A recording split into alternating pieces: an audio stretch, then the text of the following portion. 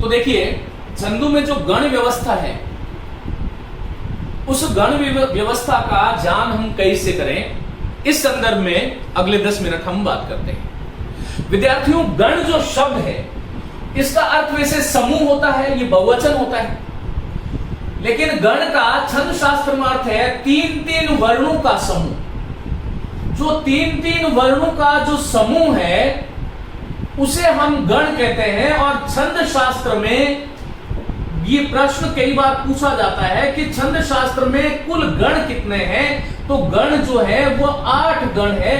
8 गणों की संख्या 8 है। इस प्रकार से हमें जानना चाहिए। अब हमें ये देखिएगा, गण बोधक सूत्र कौन सा है। तो आप सभी लोगों ने देखा होगा, ये जानते होंगे, एक सूत्र है य माता राज भान स ल, गा भी है और गम भी है, लेकिन मैं गम यूज कर रहा हूं। इस सूत्र में कुल जो है 10 वर्ण है, मां को नहीं गिन रहा। और आरंभिक 8 वर्ण जो है, ये गणों की सूचना दे रहे हैं। ल का अर्थ लघु है और ग का अर्थ गुरु है। और छंद शास्त्र में किसी भी छंद का जब लक्षण निरूपित किया जाता है, तब लघु के लिए ल का प्रयोग होता है और गुरु के लिए ग का प्रयोग होता है। रसै रुद्रै शिन्ना यमन सभ लाग शिखरिणी। लाग, लघु और गुरु, तो ये ध्यान रखिएगा। अब गण का मतलब मैंने बता दिया, 3-3 वर्णों का समूह जो है वह गण है। आरंभिक 8 वर्ण जो है उससे गण बनता है। तो य से यगण बनेगा, मां जो है उससे मगण बनेगा, ता से तगण बनेगा, र जो है उससे रगण बनेगा, ज आगे देख रहे हो आप, इससे जगण बनेगा, भ जो है उससे भगण बनेगा, और जो न है उससे नगण बनेगा, स से सगण बनेगा। आगे जो ल और ग है, ल का अर्थ लघु है और ग का अर्थ गुरु है। इस प्रकार से आपको ध्यान रखना चाहिए। अब सवाल ये उठता है कि यगण का मतलब क्या है, यगण में कितनी मात्राएं हैं, तो इसकी मात्राओं को हम कैसे गिने। तो ये सूत्र देखो, देखने में बहुत छोटा लग रहा है, लेकिन इस साहित्य में जितने भी छंद है, और विशेष करके जो वार्णिक छंद जितने भी हैं, उनकी आधारशिला है ये 10 अक्षर।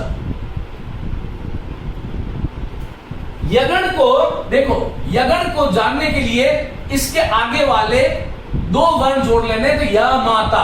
अब इसको मैं आपको कहूं कि य की कितनी मात्रा है, 1, मां की गुरु, ता की गुरु। तो कोई भी ऐसा 3 वर्णों का समूह जहां पर ISS देखते हो, वह यगण होता है। ये आपको ध्यान रखना है। मगण को जानने के लिए क्या करोगे, इसके आगे वाले 3 वर्ण ले लो, तो मां तारा, देखो मां तारा, तो यहां पर सर्व गुरु है। तीनों वर्ण गुरु जहां पर आता है वहां पर मगण होता है। तो ऐसे आपको ध्यान रखना है। और इसी प्रकार मैंने तगण को बोला, तो तगण को याद रखने के लिए आगे वाले 3 वर्ण ले लो, ता रा ज, तो ताकी 2, रा 2, ज 1, तो SSI। और रगण की क्या होगी, तो रा ज भा, आगे देख लो, आपको समझ में आ रहा होगा, रा ज भा। तो रा की क्या S, ज की क्या I, और भा की क्या S। मैं बता चुका हूं कि लघु कहां होता है, गुरु कहां पर होता है। जगण को क्या करेंगे, ज भा न, देखो यहां पर ज भा न, तो क्या होगा ISI। तो जहां पर ISI आ रहा है वहां पर जगण है, जहां पर SSS आ रहा है मगण है, SSI आ रहा है तगण है, SIS आ रहा है रगण है। और इसी गण के आधार पर आगे जाकर के हमें ये समझना होगा कि यहां इस छंद में, क्योंकि लक्षण में पहले बता देंगे कि कहां पर क्या होगा। अब भगण शब्द है, भगण का क्या करेंगे, बोलो भा न स और भा न स, तो SII। कोई किसी से नहीं मिल रहा, ये 3 वर्णों का खेल। इस सृष्टि के जितने भी 3 वर्णों वाले शब्द जो हैं, आप लोगों को आश्चर्य होगा जो पहली बार पढ़ रहे हैं। पूरी सृष्टि में मनुष्य की भाषा में यदि 3 वर्णों वाला कोई शब्द है, तो उसमें कोई ना कोई गण होगा। इन 8 में से कोई गण नहीं हो, ऐसा संभव ही नहीं है। कैसी गणित है, हमारे ऋषियों की दृष्टि देखो। भाषा को भी सूत्रात्मक शैली में प्रस्तुत किया गया और वह सूत्र जो है सार्वभौम बन गए, शाश्वत बन गए, नित्य बन गए, वह भी ब्रह्म स्वरूप बन गए। उन सूत्रों में भी किंचित मात्र भी संदेह नहीं है। अब यदि मैंने आपको नगन का कहा तो नगन में आगे देखो न स ल, न स ल, तो क्या होगा बोलो? आई आई आई। सगन को क्या होगा? स ल गा या गम, कुछ भी करूंगा कोई फर्क नहीं पड़ेगा। तो स ल और गा। लघु ये है रहा और गुरु ये रहा। ये जो पूरा गणित है, छंद शास्त्र का प्राण है, गण व्यवस्था को यदि आपने ठीक ढंग से अनुसूत कर लिया, हृदयंगम कर लिया, तो आपको कभी कोई प्रॉब्लम नहीं हो सकती। मैं देखो इनको आप कोई भी शब्द, जैसे मैंने आपसे पूछा कि भाई आपका नाम क्या है, तो किसी ने कहा विनीत नाम है साहब। अब ISI देखो है नहीं, ISI, तो विनीत का मतलब क्या हो गया? जगन हो गया। मैंने कहा आपका नाम क्या है, कि मेरा नाम कुशल है, कुशल, तो II, कुशल का मतलब II कहां पर आ रहा है? नगन हो गया। मैंने कहा क्या नाम है आपका, तो आपने कहा कि मेरा नाम महेश है, तो महेश में देखो ISI, ये कहां हो गया? ISI, ये रहा। इस संसार का कोई भी, मैंने कहा आपका नाम क्या है, बोला आकांक्षा नाम है, आकांक्षा, और SSS, तो आकांक्षा का मतलब क्या हो गया? मगन हो गया। विद्यार्थियों, 3 वर्णों का कोई भी शब्द ले लो, उसमें कोई ना कोई गण होगा। गण न हो 3 वर्णों के किसी शब्द में, ऐसा असंभव है। ये छोटा सा जो सूत्र था, य माता राजभान सलगम, य माता राजभान सलगम, य माता राजभान सलगम, य माता राजभान सलगम, भान सलगम, य माता राजभान सलगम, य माता राजभान सलगम, य माता राजभान सलगम, य माता राजभान सलगम, य माता राजभान सलगम। ये छोटा सा जो सूत्र था, इसने पूरे छंद शास्त्र को नियत कर दिया। ये भारतीय ऋषि की कल्पना, जहां पर हम जो कहते हैं कि हमारा भारत विश्व वंद्य है, विश्व गुरु है, तो कहीं ना कहीं ये चीजें आपको समझ में आनी चाहिए कि एक 10 वर्णों का एक छोटा सा दिखने वाला, सामान्य दृष्टि से देखो तो लगता है क्या है ये, लेकिन देखो मैं एक आपको, जैसे शिखरिणी छंद है, अब शिखरिणी छंद जो है उसका लक्षण है रसई रुद्रई शिन्ना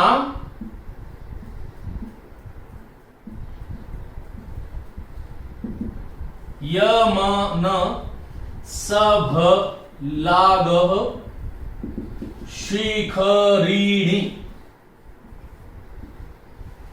ये मैंने आपको एक लक्षण दिया कि भाई शिखरिणी जो छंद है उसका लक्षण क्या है, तो रसई रुद्रैशिन्ना, रसई रुद्रैशिन्ना यमन सब लाग शिखरिणी। ये 17 वर्णों का छंद है। इसमें देखो प्रयुक्त हुआ है रस, रस का मतलब है 6 और रुद्र रुलाने वाले कितने होते हैं? 11। छिन्ना का मतलब है अलग होना, अर्थात कोई ऐसा श्लोक जिसमें 6 और 11 पर यति हो। पूर्व के व्याख्यान में मैंने आपको बताया था कि यति विच्छेद संजीता, जब हम छंद का वाचन करते समय जो क्षणांश के लिए जो रुकते हैं वह यति है।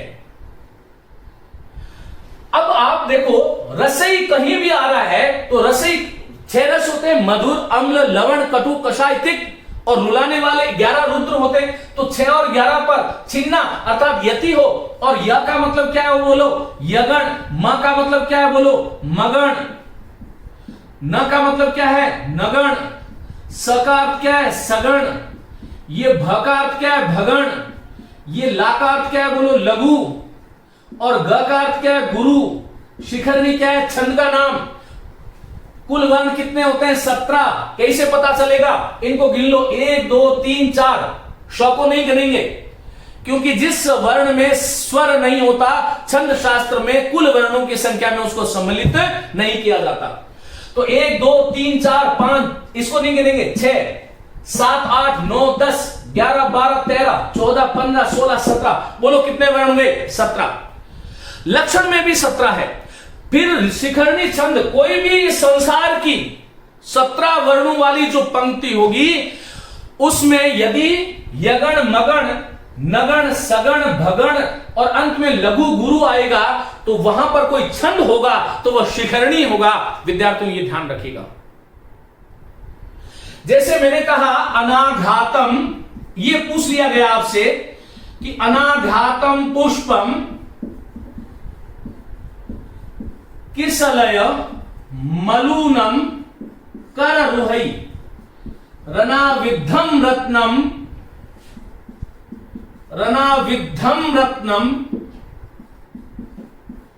मधुनव मना स्वादित रसम। अब ये देखो, इस प्रकार से 4 पंक्तियां होती है, मैं आपको 2 के माध्यम से सिखाता हूं। आगे है अखंडम पुण्यानाम फलमिव च तदरूपमनगम न जाने भोक्तारम कमी ही समुपस्थास्यति विधि ही। तो ये आपसे ये परीक्षा में आ गया कि इसमें कौन सा छंद है, आप कैसे पहचानोगे। पहले तो ये गिनो 1 2 3 4 5 6 7 8 9 10 11 12 13 14 15 16 17। इसका मतलब 17 वर्ण आ रहे।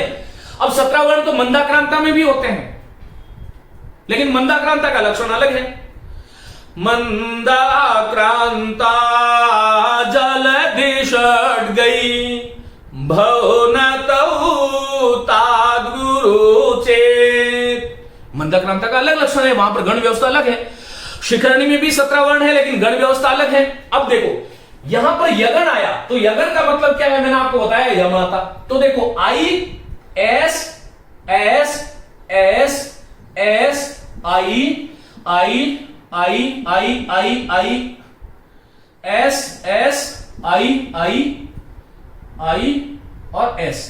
अब देखो 3 3 का बनाओ, ये 3 ये 3 ये 3 और ये 3 और ये आई लघु और गुरु अंत में आ गया। 17 वर्ण में अंत में लघु और गुरु आ रहा है, इसका मतलब वहां पर शिखरणी होगा, मंदाक्रांता तो नहीं हो सकता।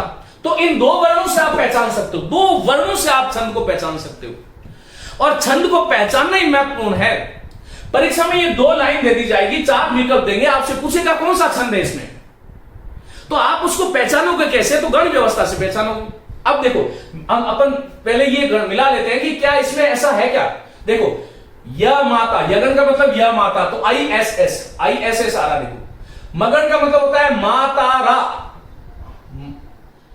मातारा, इसकी एस होती है, प में आ रहा है ना, गलती से हो गया है।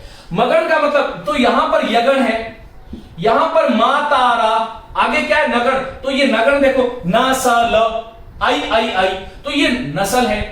फिर आगे क्या है बोलो सगन, तो स ल गा, देखो यहां पर स ल गा आई आई एस, ये रहा आई आई एस।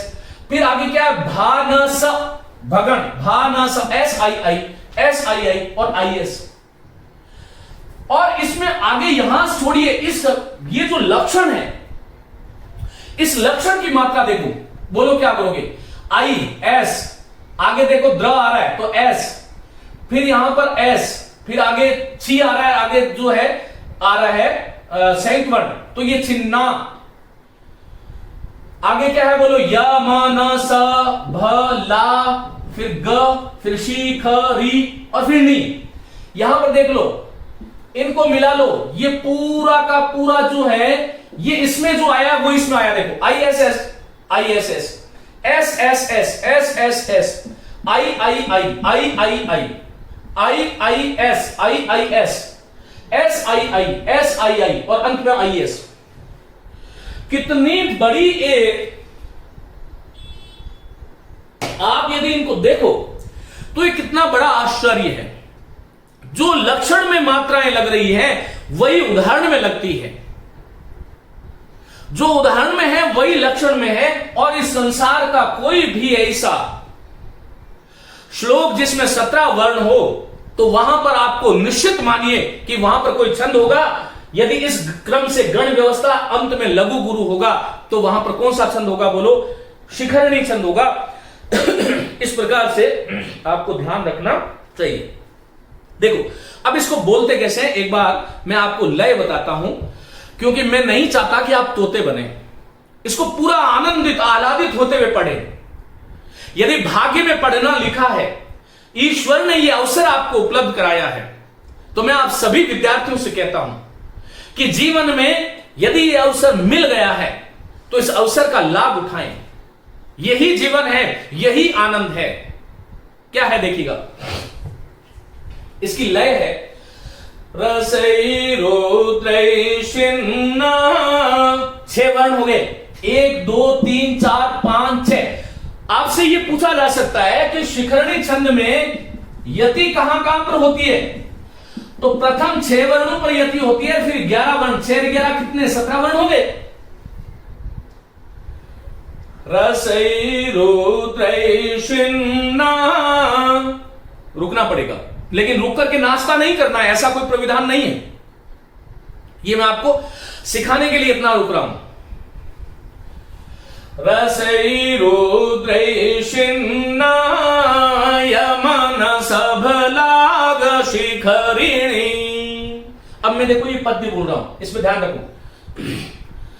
अनाग्रातम पुष्पम, 6 हो गए, कुछ क्षण के लिए रुकूंगा। अनाग्रातम पुष्पम किसलय मलूनम कररुहै, अनावेधम रत्नम मधुनव मनास्वादित रसम, अखंडम पुण्यानाम फलमिव च तदरूपानगम,